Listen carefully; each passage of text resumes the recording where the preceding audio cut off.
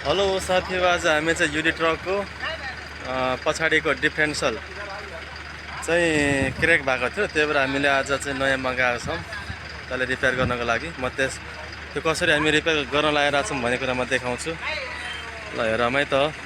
र त्यसको सामानको नामहरू के हो भन्ने कुरा पनि म देखाउँछु। र पछाडिको डिफरेन्सलको युडी ट्रक चाहिँ यही हो। र हामीले यसको खोलेर राखेका छौँ पछाडिको डिफरेन्सल। र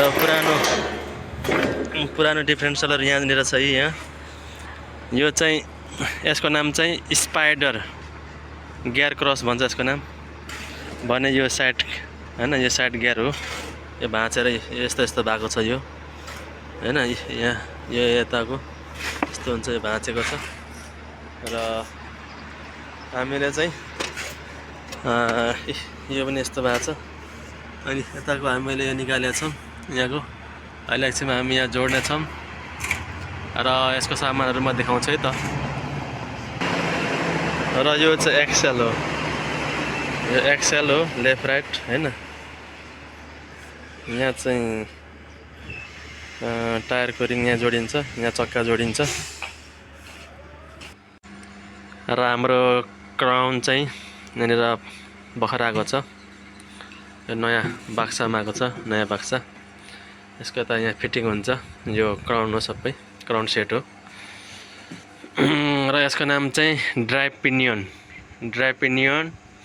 र यसको यो चाहिँ क्राउन विल अथवा रिङ गियर पनि भनिन्छ भने। र यसको नाम चाहिँ स्पाइडर गियर क्रस हो। र यसको नाम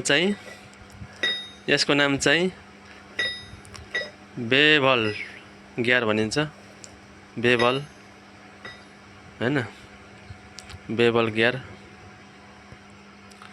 अथवा पिनियन गियर क्रस पनि भन्छ यो। र यो चाहिँ यहाँ हुन्छ, यहाँ लाग्छ।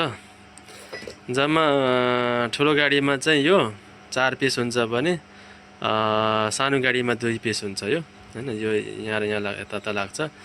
सानो गाडीमा भनेदेखि यहाँ र यहाँ मात्रै हुन्छ। ठुलो गाडीमा चाहिँ 4वटा लाग्छ यो। अहिले 2टा मात्रै छ यो, अझ 2टा पुगेको छैन। र यो चाहिँ साइड गियर हो, यो साइड गियर हो हैन। यहाँनिर यहाँ एक्सेल यहाँ आउँछ। एक्सेलले चाहिँ यसले चाहिँ